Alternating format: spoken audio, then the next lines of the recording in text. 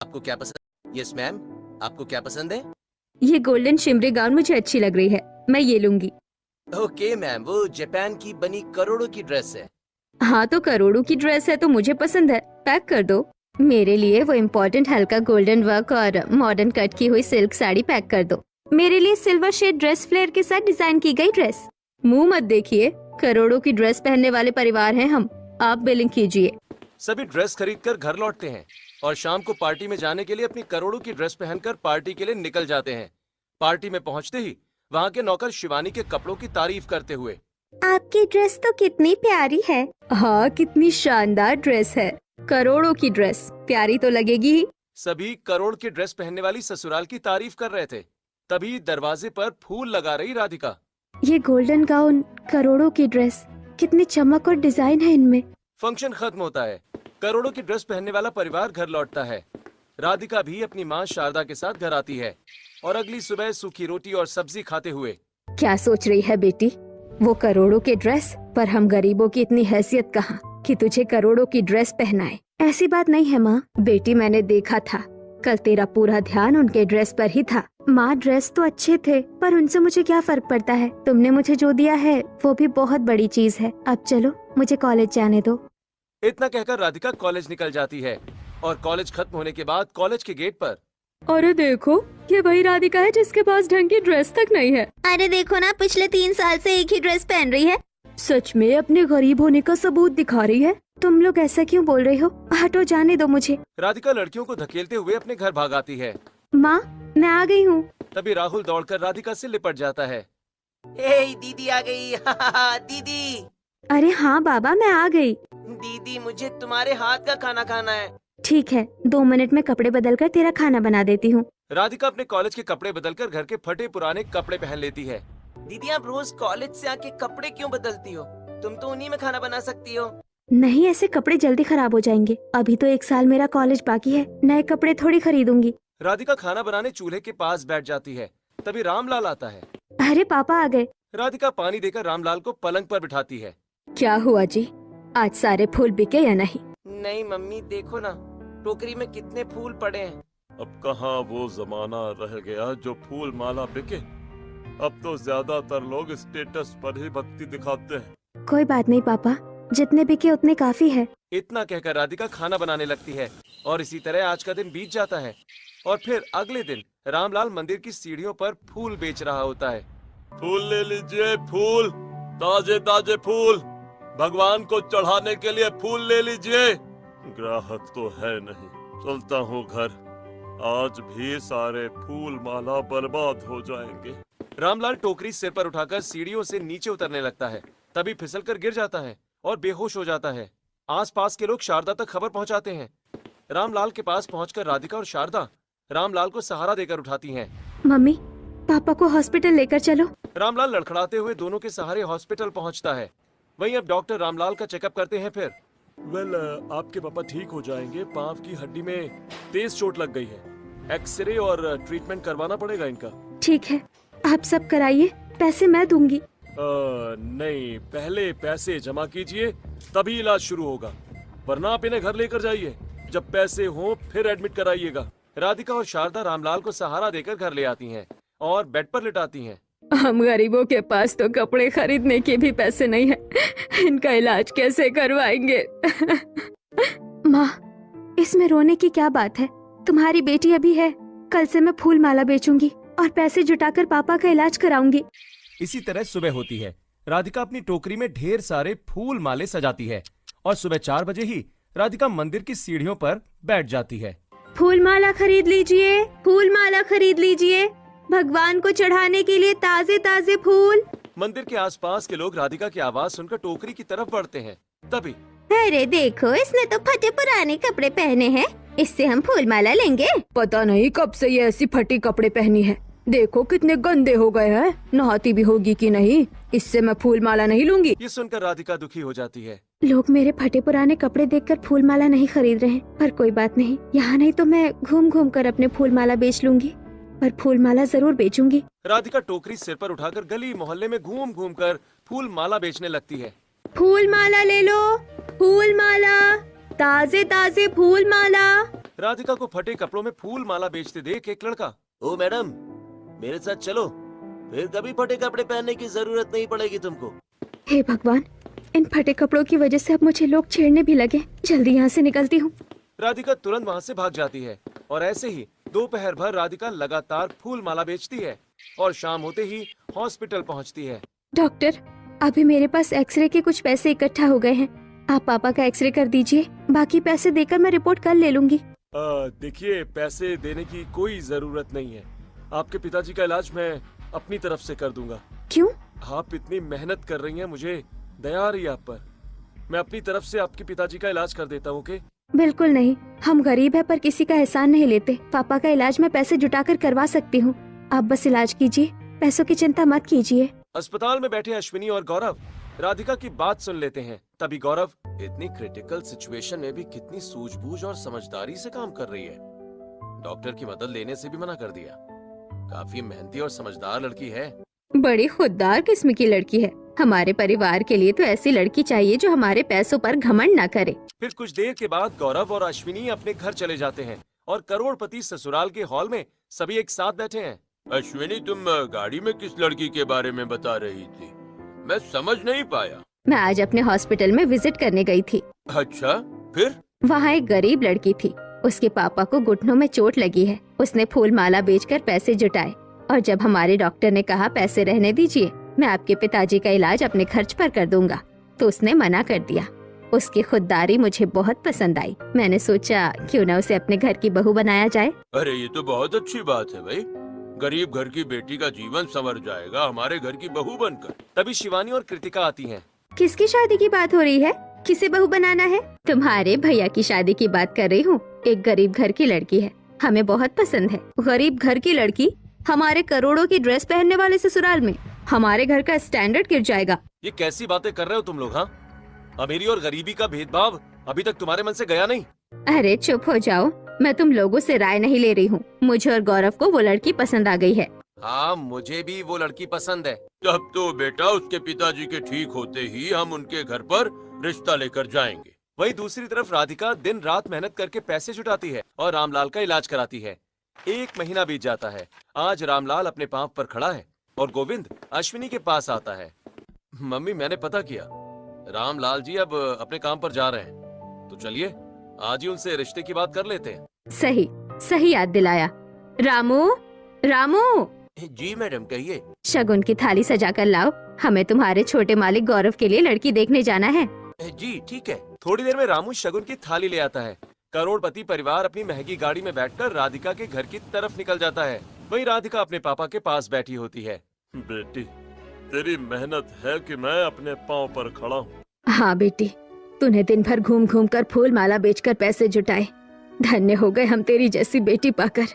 अब हमारा सपना है कि एक अच्छे घर में तेरा रिश्ता हो जाए, ताकि हम पर कोई कर्ज न रह जाए। माँ, ये कोई कर्ज नहीं, मेरा फर्ज था, ये मेरा कर्तव्य था। तभी करोड़पति परिवार राधिका के घर का दरवाजा खटखटाता है। आप लोग कौन हैं? भाई, मेरा नाम हेमंत है, ये अश्विनी, और ये दोनों मेरे बेटे हैं। अच्छा, वो तो ठीक, पर आप लोग यहाँ कैसे?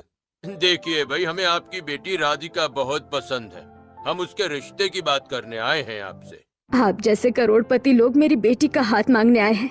आइए आइए, अंदर बैठिए। सभी अंदर आते हैं, बैठते हैं। वहीं बाहर पड़ोसने, इतनी बड़ी गाड़ी, इतने महंगे कपड़े, ये लोग फटे पुराने कपड़े पहनने वालों के घर में क्यों आए? वहीं घर के अंदर, देखिए, अश्विनी ने पहली बार राधिका को हॉस्पिटल में देखा। आपकी बेटी आपके इलाज के लिए पैसे जुटा रही थी। हमें उसकी ईमानदारी पसंद आई, इसलिए हम उससे अपने बेटे की शादी करवाना चाहते हैं। देखिए, आप जैसे बड़े घराने के लोग हाथ मांग रहे हैं, हम कैसे मना कर सकते हैं? हमें ये रिश्ता मंजूर है। बेटी, तू भी हाँ कह दे। इतना अच्छा रिश्ता हम 7 जन्मों में तेरे लिए नहीं ढूंढ पाएंगे। मुझे रिश्ता मंजूर है। रामू, शगुन की थाली लाओ। रामू शगुन की थाली लेकर आता है। अश्विनी शगुन की थाली देकर रिश्ता पक्का कर लेती है और सभी लोग चले जाते हैं। तभी पड़ोसने पूछती हैं, ये इतने अमीर लोग यहाँ क्यों आए? मेरी दीदी से अपने बेटे की शादी करवाने। क्या ये फटे पुराने कपड़े पहनने वाली लड़की करोड़ों के ड्रेस वाले घर की बहू बनेगी कैसे? ऐसे ही कुछ दिन बीतते हैं और शादी की तारीख निकलती है। करोड़पति परिवार के खर्चे पर गौरव और राधिका की शादी होती है और राधिका शादी करके अपने ससुराल आती है। अश्विनी, तेरी बहू तो इस लहंगे में बड़ी प्यारी लग रही है। प्यारी तो लगेगी ही, कोई मामूली लहंगा नहीं है, करोड़ों का लहंगा है, वो भी डिजाइनर। इस गरीब ने तो अपनी पूरी जिंदगी में ऐसा लहंगा नहीं देखा होगा। चुप करो बड़ी बहू, कैसी बकवास कर रही हो। अश्विनी, तुम छोटी बहू का गृह प्रवेश करवाओ। राधिका बहू, दाहिने पैर से कलश गिराकर गृह प्रवेश करो। राधिका दाहिने पैर से कलश गिराकर गृह प्रवेश करती है और अपने करोड़ों के ड्रेस पहनने वाले ससुराल को चारों तरफ से देखती है। अरे कितना बड़ा ससुराल, मेरी जेठानी ने कितनी अच्छी ड्रेस पहनी है, ये भी करोड़ों की होगी। कहीं मैं कोई सपना तो नहीं देख रही हूँ। क्या सोच रही हो बहू, तुम थक गई होगी, जाओ अपने कमरे में आराम करो। कृतिका, अपनी छोटी भाभी को उनके कमरे में पहुँचा दो। मैं क्यों जाऊँ? अरे कोई बात नहीं, मैं अपनी बीवी को खुद लेकर चला जाऊंगा। गौरव राधिका का हाथ पकड़कर खुद उसे अपने कमरे में ले आता है। इतना बड़ा कमरा मेरा है, मुझे यकीन ही नहीं हो रहा। कहीं मैं कोई सपना तो नहीं देख रही। और इनके अलमारी में इतने सारे कपड़े, इतने कपड़े तो मेरे पास जिंदगी में कभी नहीं थे। और ये बेड कितना मुलायम है। अरे क्या सोच रही हो, जल्दी से कपड़े चेंज कर लो और सो जाओ। आज मैं बहुत थक गया हूँ, तुम भी थक गई होगी ना। थक तो गई हूँ, पर कपड़े क्या बदलूं? मैं तो यही पहनकर सो जाऊंगी। अरे नहीं, रुको, मैं तुम्हें नाइट गाउन देता हूँ। गौरव राधिका को नाइट गाउन निकाल कर देता है। जाओ इसे पहन लो और सो जाओ। फिर गौरव अपने कपड़े बदलकर बिस्तर पर सो जाता है। राधिका भी कपड़े बदल कर आती है और गौरव के बगल में लेट जाती है। अरे ये तो बहुत कंफर्टेबल है, बिस्तर पर लेटते ही नींद आ रही है। राधिका बिस्तर पर लेटते ही गहरी नींद में चली जाती है। इसी तरह दोनों सो जाते हैं। अगली सुबह राधिका जल्दी उठती है और नहा धोकर बाहर आती है। कमरे में खड़ी होकर सोचती है, आज मेरी पहली रसोई है, इतना बड़ा ससुराल, करोड़ों के कपड़े, कहीं मेरी बेइज्जती ना हो जाए। शगुन में मिली साड़ी पहन लेती हूँ। राधिका शगुन की साड़ी निकालती है। तभी अश्विनी कमरे में आती है। बहू, पहले रसोई के लिए तैयार हो रही हो? हाँ माँ जी, मैं ये तुम्हें कल देना भूल गई थी। अपनी पहली रसोई में ये डिजाइनर साड़ी पहन कर आना। राधिका डिजाइनर साड़ी पहनकर हल्का फुल्का मेकअप करती है। सुनहरे बॉर्डर वाली डिजाइनर साड़ी में राधिका बेहद सुंदर लग रही होती है। राधिका धीरे धीरे नीचे उतरती है। बड़ी प्यारी लग रही है मेरी बहू, किसी की नजर ना लगे। भीख में मिली ड्रेस पहनेगी तो अच्छी तो लगेगी ना। अपने मायके में तो कभी ऐसी डिजाइनर ड्रेस नहीं पहनी होगी। हाँ जेठानी जी, मेरे मायके में तो मुझे कभी इतने अच्छे कपड़े पहनने का मौका नहीं मिला। कोई बात नहीं बहू, आज तेरी पहली रसोई है, जा सबका नाश्ता बना दे। राधिका किचन में जाती है। शिवानी भी पीछे पीछे किचन में आ जाती है। पता नहीं खाना बनाना आता है या फटी पुरानी ड्रेस की तरह ही रोटियां बनाएगी। नहीं जेठानी जी, मुझे खाना बनाना आता है। आप लोग बाहर बैठिए, मैं फटाफट अच्छे खाना बना कर लाती हूँ। शिवानी डाइनिंग टेबल पर चली जाती है। तभी रामू, छोटी मालकिन मैं आपकी मदद करूँगा। ठीक है भैया। रामू राधिका को रसोई में हर चीज की जगह बताता है। थोड़ी देर में राधिका खाना तैयार कर लेती है और डाइनिंग टेबल पर सभी के सामने खाना परोस देती है। वाह क्या खुशबू है, खाना बहुत टेस्टी लग रहा है। इतना टेस्टी खाना मैंने कभी नहीं खाया। कोई कुकिंग क्लास की हो क्या? गरीब भाभी का एक फायदा है, खाना अच्छा मिलेगा। फटे पुराने कपड़े पहनने वाली है, पहली बार इतने अच्छे कपड़े पहनेगी तो खाना तो अच्छा बनेगा ही ना। भाभी ऐसा मत कहिए, राधिका आपकी देवरानी है। शिवानी ये क्या बदतमीजी है, राधिका मेरे छोटे भाई की पत्नी है। शिवानी का मुंह बन जाता है। सभी खाना खाते हैं और अपने कामों में लग जाते हैं। ऐसे ही कुछ दिन बीतते हैं। अश्विनी राधिका के पास आती है। बहू, आज मेरी कुछ सहेलियां और पड़ोसन तुझे देखने आ रही हैं। तेरी मुंह दिखाई की जाएगी। ठीक है माँ जी, अच्छे से ड्रेस पहनकर नीचे आना, शाम तक वो लोग आ जाएंगे। राधिका अपने कमरे में जाती है और सोचती है, क्या पहनूं? माँ जी ने जो साड़ी दी थी वही पहन लेती हूँ, उससे अच्छी दूसरी साड़ी तो मेरे पास नहीं है। राधिका पहली रसोई वाली साड़ी पहनकर हल्का मेकअप करती है और घूंघट ओढ़कर नीचे आती है। भाभी, ये वही साड़ी है ना जो पहली रसोई में आपने पहनी थी? इसे मुंह दिखाई में पहनकर हमारी बेइज्जती करवाएंगी? और वैसे भी करोड़ों की ड्रेस पहनने वाले ससुराल में मुंह दिखाई में इतनी सस्ती साड़ी? ये ड्रेस भी बहुत महंगी है। ये महंगी है, इससे ज्यादा महंगी और करोड़ों की ड्रेस पहनते हैं हम। राधिका अपनी सास की तरफ देखती है। बहू, तेरी जेठानी सच कह रही है, तेरी मुंह दिखाई में तो हम तुझे करोड़ों की ड्रेस पहनाएंगे। इतना कहकर अश्विनी फैशन डिजाइनर अरुणा को फोन करती है। अरुणा जी, मेरी बहू की मुंह दिखाई के लिए आपकी लेटेस्ट कलेक्शन ले आइए। थोड़ी ही देर में अरुणा डिजाइनर लेटेस्ट ड्रेसेस के साथ आ जाती है। ये है हमारी नई कलेक्शन की ड्रेसेस। राधिका ड्रेसेस देखती है और पिंक कलर की फिश कट डिजाइन वाली ड्रेस पसंद कर लेती है। ये ड्रेस फाइनल कीजिए। इसका दाम कितना है? दाम पूछ रही है? फटे पुराने कपड़े पहनने वाली को करोड़ों की ड्रेस चाहिए। बहू, अब मेहमान आने वाले हैं, जल्दी जाओ, ये ड्रेस पहनकर और अच्छे से मेकअप करके नीचे आओ। राधिका करोड़ों की ड्रेस पहनकर अच्छे से तैयार होकर नीचे आती है। मेहमान और रिश्तेदार सोफे पर बैठते हैं। अश्विनी जी, आपकी बहू ने तो काफी अच्छी ड्रेस पहनी है। करोड़ों की ड्रेस है, अच्छी तो लगेगी ही। अश्विनी जी, आपने तो इस गरीब घर की लड़की का भाग्य ही बदल दिया। इसकी कहाँ इतनी औकात कि ये करोड़ों की ड्रेस पहन सके। हाँ, मैंने खुद इसे फटे पुराने कपड़े में देखा है। आपकी हिम्मत कैसे हुई मेरी बहू की बेइज्जती करने की? आप यहाँ मेरी बहू की मुंह दिखाई में आई है कि इसकी बेइज्जती करने आई है? अश्विनी जी, आप गुस्सा क्यों हो रही है? मैं तो बस ऐसे ही कह रही थी। कोई जरूरत नहीं है, आप जाइए यहाँ से। ठीक है, ठीक है। मिताली और सुमन मुंह बनाकर चली जाती हैं। अश्विनी जी, शांत हो जाइए, आपकी बहू तो चांद का टुकड़ा है। और इस करोड़ों की ड्रेस पे और सुंदर लग रही है। बहू, ये तुम्हारे लिए है। तुम्हारी मुंह दिखाई का गिफ्ट। बहू, ये हमारी तरफ से। बहू, ये हमारी तरफ से। बहू, तुम अपने गिफ्ट लेकर अपने कमरे में चली जाओ। राधिका गिफ्ट देखती है। सभी गिफ्ट एक से बढ़कर एक थे। इतनी महंगी ड्रेस, इतने महंगे गिफ्ट, भगवान ने मेरे भाग्य पलट दिए। लक्की हो जो करोड़ों की ड्रेस पहनने वाले ससुराल में आ गई, वरना फुटपाथ पर फटे कपड़े पहनकर घूम रही होती। ऐसे ही कुछ दिन बीतते हैं। राधिका अपने करोड़ों की ड्रेस पहनने वाले ससुराल में धीरे धीरे सेटल हो जाती है। और एक शाम गौरव, हेमंत, गोविंद ऑफिस से घर आते हैं। आ गए आप लोग, बैठिए, मैं खाना निकालती हूँ। हे, रुको रुको, खाना बाद में, पहले हमें एक खुशखबरी देनी है। कैसी खुशखबरी? पहले सबको बुला तो लो। मम्मी जी, जेठानी जी, ननन जी, सब जल्दी आइए।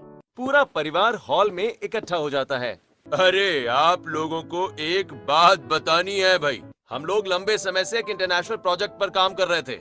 अब हमें वो प्रोजेक्ट मिल गया है। और उसी प्रोजेक्ट के लिए इंटरनेशनल इवेंट रखा गया है, जिसमें हम पूरे परिवार के साथ इनवाइट हैं। तब तो हमें अपनी न्यू करोड़ों की ड्रेस डिजाइन करवानी होगी। हाँ, इस बार जापान वाले डिजाइनर से करवाएंगे? नहीं, किसी नए फेमस फैशन डिजाइनर से करवाएंगे। इंडिया में भी अच्छे डिजाइनर है, आप इंडियन डिजाइनर से अपनी ड्रेस डिजाइन करवा लीजिए। चुप रहो, तुम क्या जानो करोड़ों की ड्रेस डिजाइन का काम कहाँ और कैसे होता है? भाभी, स्विट्जरलैंड वाले फेमस डिजाइनर से अपने करोड़ों की ड्रेस डिजाइन करवाते हैं। हाँ, ये ठीक रहेगा। ठीक है, तो जल्दी स्विट्जरलैंड की टिकट बुक कर दो। ठीक है, अभी फंक्शन में 1 महीने का टाइम है। 1 महीने में डिजाइनर सबकी ड्रेस भी तैयार कर देगा और गौरव, राधिका की हनीमून भी हो जाएगी। हेमंत पूरे परिवार की बिजनेस क्लास टिकट बुक करवाता है और सभी एयरप्लेन से स्विट्जरलैंड पहुंच जाते हैं। सभी महंगे कोट जैकेट पहने हुए हैं। राधिका ने भी महंगी ड्रेस, जैकेट और कोट पहना है। चलो भाई, जल्दी से टैक्सी लेकर रिजॉर्ट चलते हैं। टैक्सी वाला आता है। सभी टैक्सी में बैठकर रिजॉर्ट पहुंच जाते हैं। सभी बहुत एक्साइटेड होते हैं। चलो जल्दी तैयार होकर फैशन डिजाइनर के पास चलते हैं। हाँ, आज अपनी करोड़ों की ड्रेस डिजाइन करवाएंगे। सभी अपने कमरे में तैयार होते हैं। राधिका सुंदर साड़ी, मेकअप, बिंदी, मांग टीका, कान का पन्ना और चूड़ियां पहनकर बाहर आती है। ये फटे पुराने कपड़े पहनने वाली नहीं सुधरेगी। स्विट्जरलैंड में भी साड़ी और मांग टीका पहनकर घूमेगी। फिर सभी फैशन डिजाइनर के पास निकलते हैं। कुछ ही देर में सब मिस्टर जैम के पास पहुंचते हैं। वेलकम। वेलकम। आप लोग यहाँ पर कैसी ड्रेस बनवाने के लिए आए हैं? प्लीज मुझे बताइए। हमें एक बहुत बड़े इवेंट में जाना है। उसी इवेंट के लिए हमारे पूरे परिवार को एक ड्रेस डिजाइन करवानी है। ओके, यस यस, बन जाएगी। आप लोग अपनी ड्रेसेस, अपने डिजाइन प्लीज हमसे बताइए। आपको कैसी ड्रेस चाहिए? मैं आपके हिसाब से उसे बनवा दूंगा।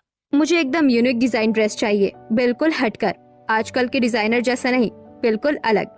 करोड़ों की ड्रेस होनी चाहिए। ओह मैम, मैं सिर्फ करोड़ों की ड्रेसेस बनाता हूँ। एंड यू डोंट वरी, मैं ऐसी करोड़ों की ड्रेस बनाऊंगा कि आपकी पूरी फैमिली उस इवेंट में सबसे अलग नजर आएगी। सो मिस्टर जैम, हम कब आए अपनी ड्रेस लेने? बाय द वे, आप 2 वीक के बाद आइए, आपकी ड्रेस रेडी रहेगी। मिस्टर जैम को ड्रेस का ऑर्डर देकर सभी स्विट्जरलैंड घूमते हैं। गौरव और राधिका पैराग्लाइडिंग करते हैं, फिर ड्रोन शूटिंग करते हैं और बर्फ पर स्केटिंग भी करते हैं। हे, मजा आ रहा है ना राधिका, बर्फ में स्केटिंग करके? हाँ, मुझे बहुत मजा आ रहा है।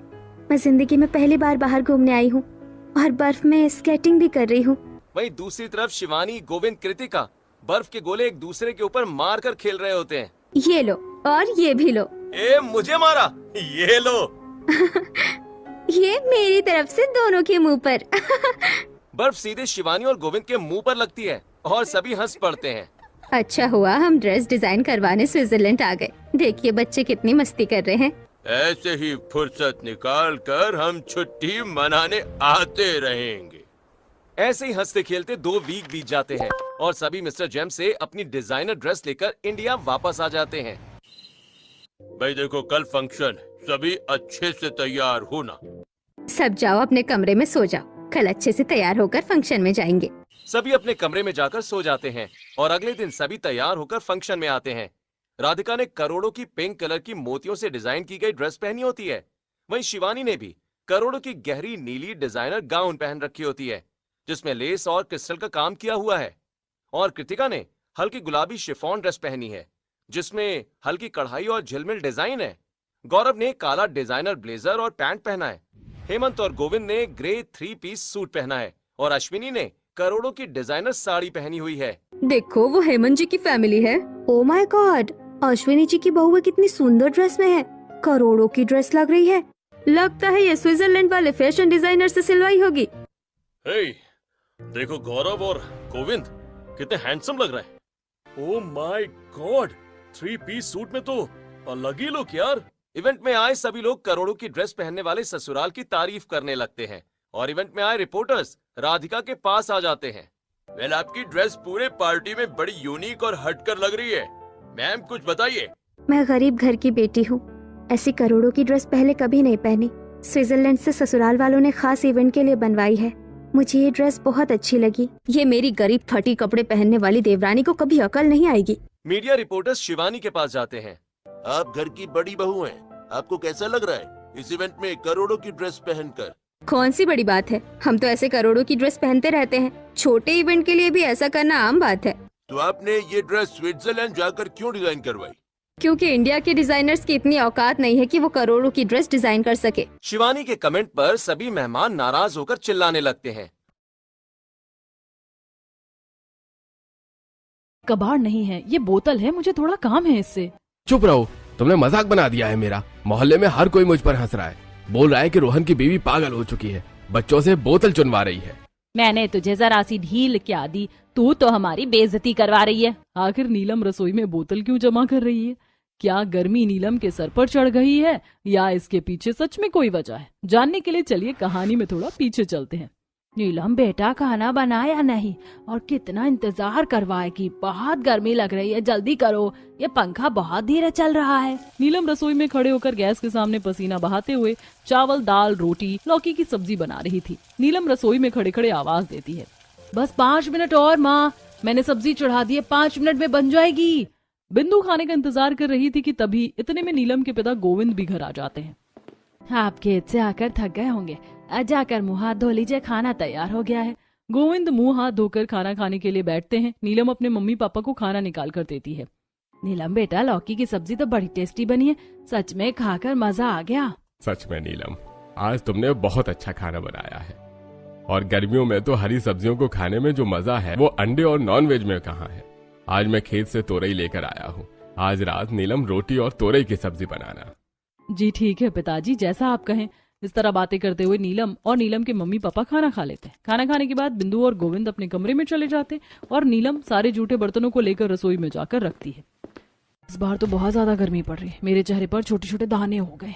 एक काम करती हूँ, थोड़ा बर्फ निकाल कर चेहरे पर घिस लेती हूँ, अच्छी स्किन केयर हो जाएगी।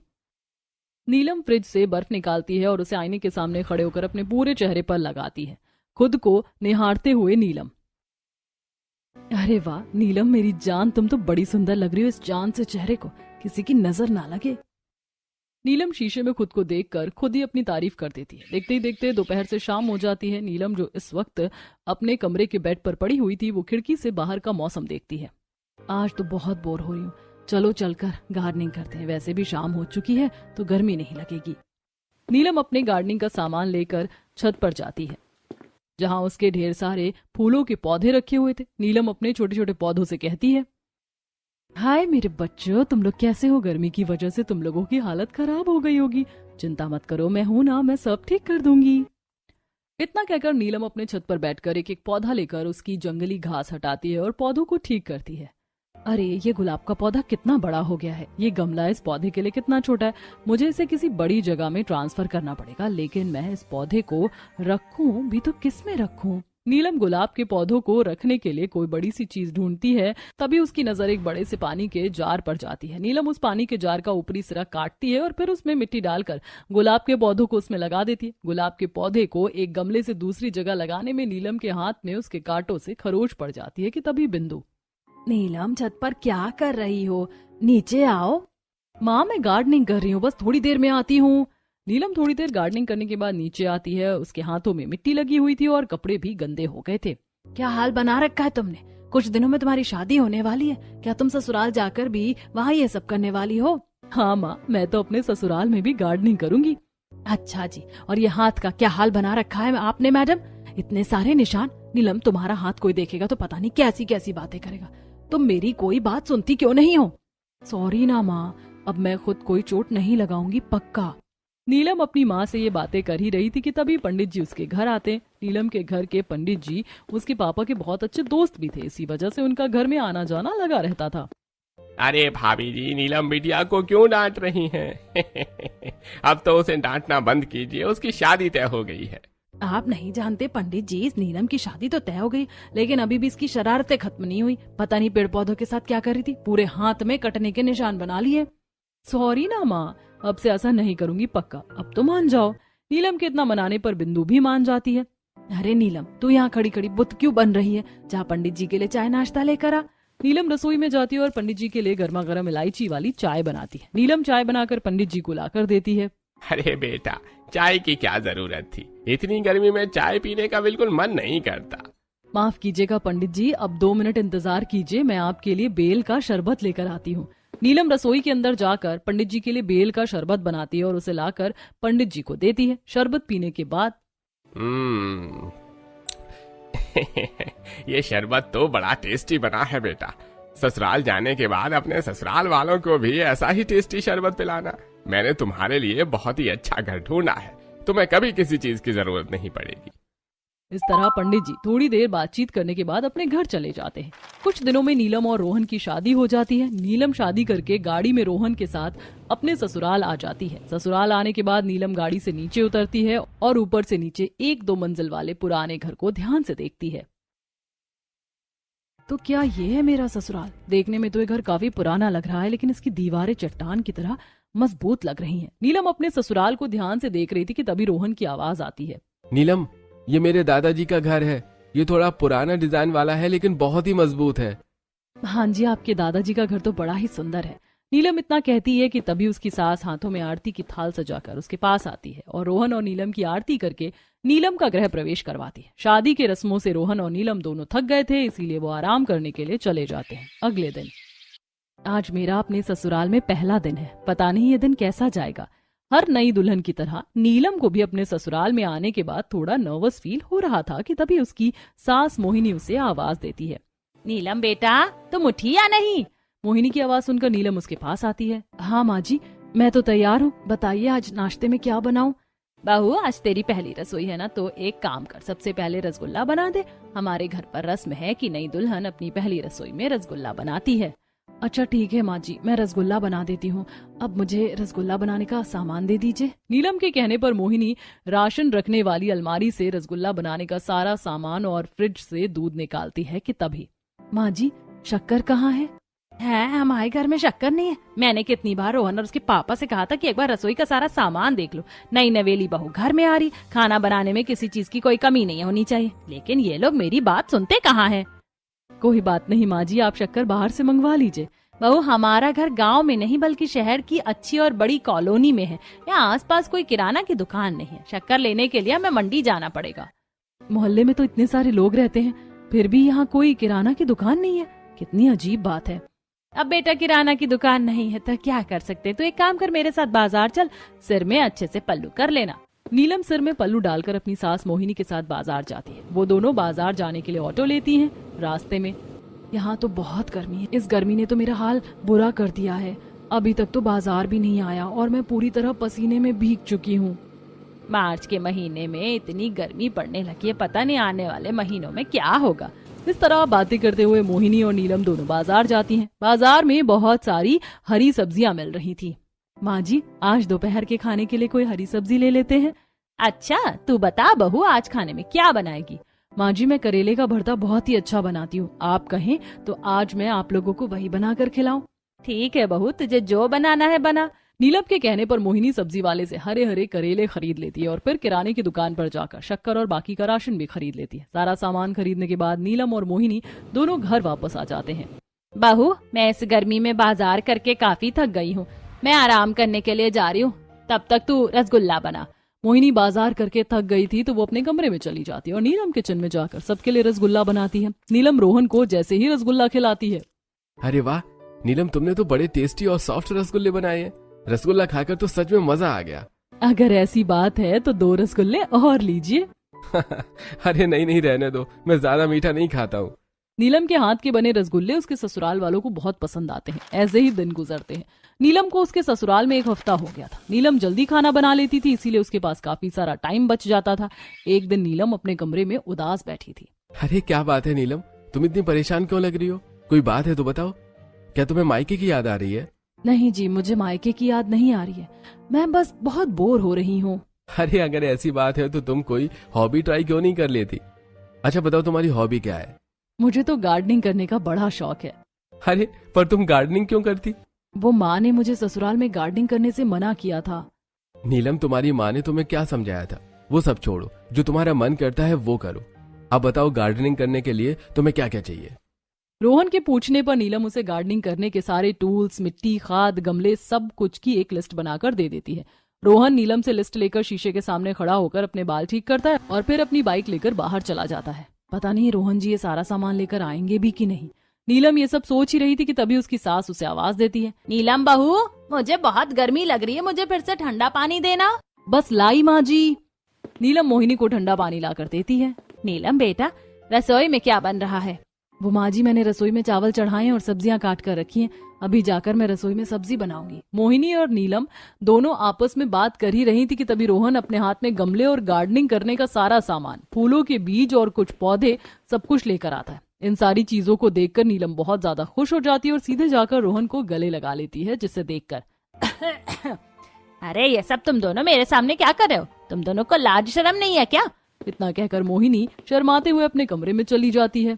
थैंक यू रोहन जी, आप इतनी गर्मी में मेरे लिए सारा सामान खरीद कर लाए। आप बैठिए, मैं आपके लिए लस्सी लेकर आती हूँ।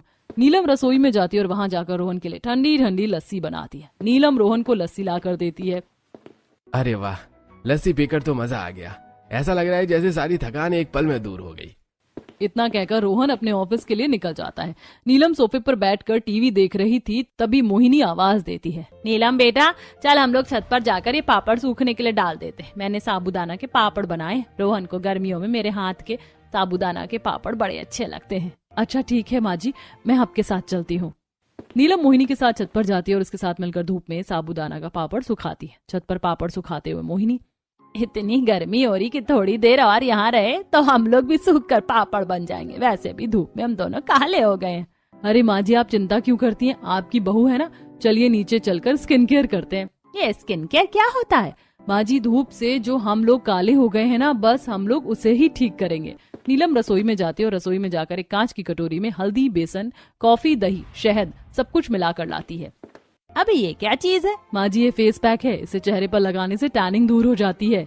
मतलब? माँ जी, आप मतलब छोड़िए ना, बस यहाँ बैठिए। नीलम मोहिनी को कुर्सी पर बैठाती है और उसके चेहरे पर फेस पैक लगाती है। मोहिनी को फेस पैक लगाने के बाद नीलम खुद भी अपने चेहरे पर फेस पैक लगाती है। 15-20 मिनट बाद जब दोनों अपना चेहरा धोती हैं तब। अरे वाह नीलम बेटा, मेरा चेहरा तो गोरा हो गया है और कितना नरम हो गया है। तुमने तो कमाल ही कर दिया। माँ जी, मैंने तो आपसे पहले ही कहा था, जब आपकी बहू है तो आपको चिंता करने की जरूरत नहीं। नीलम की बात सुनकर मोहिनी मुस्कुरा देती है। माँ जी, गर्मियाँ शुरू हो गई हैं। इस गर्मी के मौसम में मैं आपको बिल्कुल भी डिहाइड्रेट होने नहीं दूंगी और आपका बहुत ध्यान रखूंगी। कल से मैं आप लोगों को आंवला जूस, बेल का शरबत, बीटरूट का जूस, ये सब खिलाऊंगी पिलाऊंगी। ये सारी चीजें सुनने में ही बड़ी अजीब सी लग रही हैं।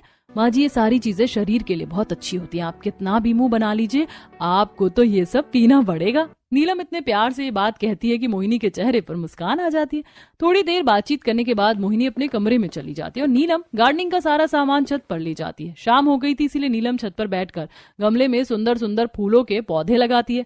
बस घंटे भर में नीलम का पूरा छत फूलों के छोटे छोटे पौधों से भर जाता है। ये छोटे छोटे पौधे कितने सुंदर लग रहे हैं, जब इनमें फूल खिल जाएंगे तब ये और भी खूबसूरत लगेंगे। इस तरह दिन गुजरते हैं, गर्मी और बढ़ती है। गर्मी बढ़ने की वजह से गंगा का पानी जिस जगह पर रिफाइन होकर शहर के सभी नलों में जाता है, वहाँ की मशीन अचानक खराब हो जाती है। हे भगवान, इतनी गर्मी में अब ये क्या मुसीबत आ गई। इतनी बड़ी मशीन खराब हो गई। इसका मोटर तो जापान में मिलता है। अरे भैया, हमें जल्दी से जापान के मैकेनिक से बात करनी चाहिए। गंगा रिफाइनरी के लोग जापान के मैकेनिक से बात करते हैं। गंगा का पानी साफ करने के लिए आपने जो मशीन बनाई थी वो खराब हो गई है। उसका मोटर जल गया है, आपको आकर इसे ठीक करना होगा। अभी मैं जापान में नहीं, हांगकांग में हूँ। मुझे जापान जाकर वहाँ से मोटर लेकर इंडिया आने में 10 से 12 दिन का टाइम लगेगा। अरे भैया, इतने दिन लोग बिना पानी के कैसे रहेंगे? मुझे खेद है, लेकिन सच में इस बारे में मैं कुछ नहीं कर सकता। गंगा रिफाइनरी मशीन खराब होने की खबर हर तरफ आग की तरह फैल जाती है। 4-5 दिन लोगों को रिजर्व से पानी मिलता है, लेकिन 5वें दिन बाद वो पानी आना बंद हो जाता है, जिस वजह से सब्जियों की कमी हो जाती है और बाजार में सब्जियां बहुत महंगी हो जाती हैं। एक दिन नीलम मोहिनी के साथ बाजार जाती है। भैया, ये टमाटर कैसे? टमाटर 150 रुपए किलो है। ओ भैया, क्या उल्टा सीधा दाम बता रहे हो? टमाटर भी इतने महंगे होते हैं क्या? बहन जी, तब शायद आपको पता नहीं है, बाजार में सब्जियों का भाव आसमान छू रहा है। मोहिनी और नीलम सभी सब्जी वाले के पास जाती हैं। सभी सब्जियों के बहुत ज्यादा पैसे मांग रहे थे, इसीलिए मोहिनी और नीलम थोड़ी सी सब्जी खरीद कर घर आ जाते हैं। जब दोनों घर लौट रहे थे तब वो मोहल्ले में सुनती हैं, रिफाइनरी मशीन खराब हो जाने की वजह से सब्जियों के भाव बहुत बढ़ गए, पता नहीं हम लोग क्या करेंगे। मोहिनी और नीलम घर आ जाती है। नीलम जाकर रसोई में हरी सब्जी बनाती है। ऐसे दिन गुजरते हैं। एक दिन नीलम बैठकर एक डायरी में घर के खर्चे लिख रही थी। बाप रे, इस बार तो पूरा बजट हिल गया और ज्यादातर पैसे सब्जी खरीदने में खर्च हो रहे। बजट देखकर नीलम का दिमाग खराब हो जाता है। फिर उसे एक आइडिया आता है, अगर मैं बाहर से सब्जियां ना खरीद कर अपने घर में सब्जियां उगाऊं तो इतने पैसे खर्च नहीं होंगे। मुझे तो सब्जियां उगानी आती हैं, जिस तरह मैंने फूलों के पौधे उगाए हैं उस तरह मैं सब्जियां उगा दूंगी, लेकिन फूलों के गमले तो बहुत महंगे होते हैं, फिर मैं क्या करूं? नीलम ये सब सोच ही रही थी कि तभी उसकी नजर उसके पास में पड़ी बोतल पड़ जाती है। मिल गया आइडिया, अब मैं बोतलों में अपनी सब्जियां उगाऊंगी, अब बस किसी तरह बोतल मिल जाए।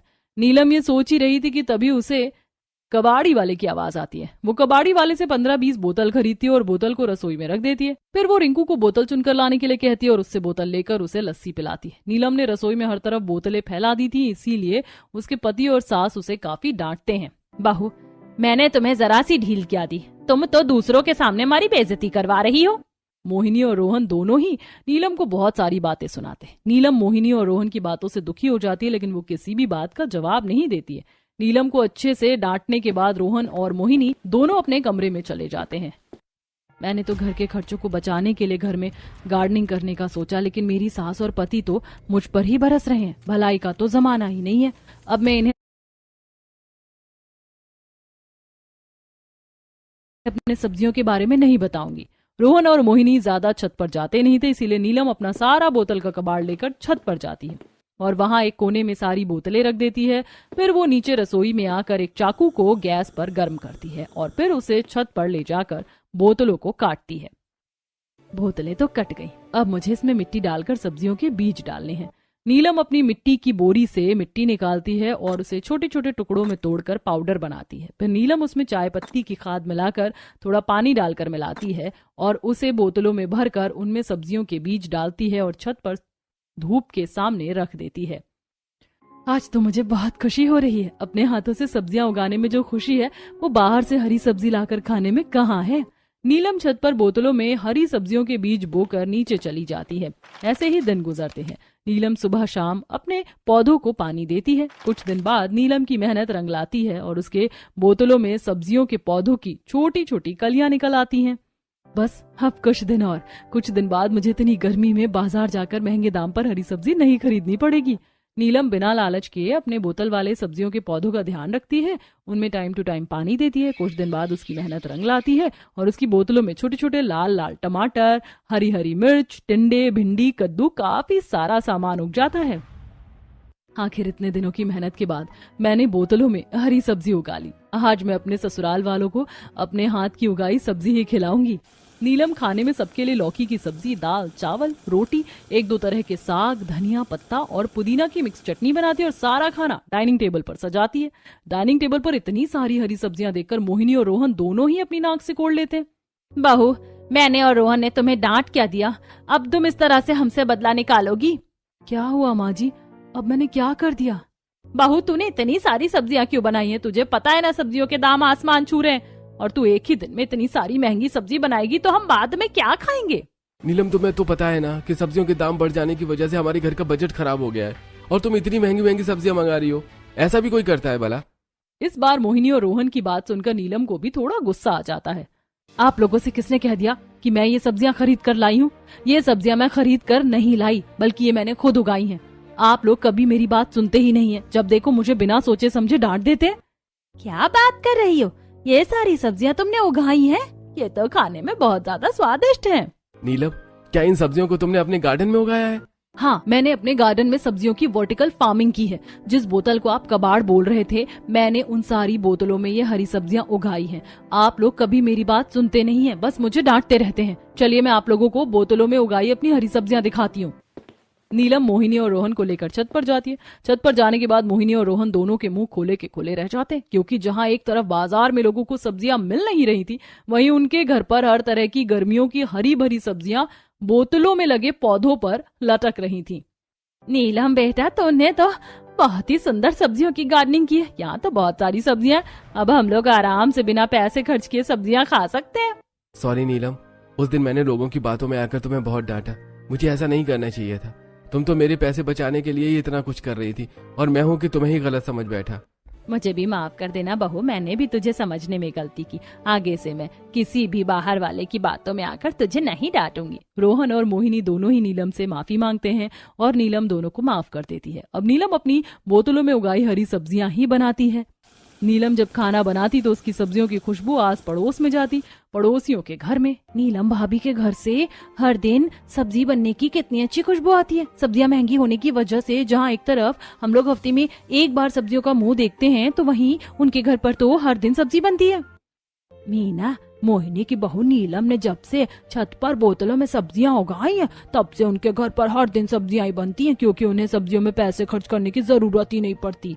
माँ, मुझे लगता है मैं नीलम भाभी से जाकर थोड़ी सब्जियां मांग लेनी चाहिए। आज मुझे सब्जी खाने का बड़ा मन कर रहा है। बेटा, नीलम तुझे सब्जी नहीं देगी। तुझे याद नहीं है जब वो कबाड़ी वाले से बोतलें खरीद रही थी तो हम सब मिलकर उसका मजाक उड़ा रहे थे। बात तो आपकी सही है, हमने नीलम भाभी के साथ गलत व्यवहार किया।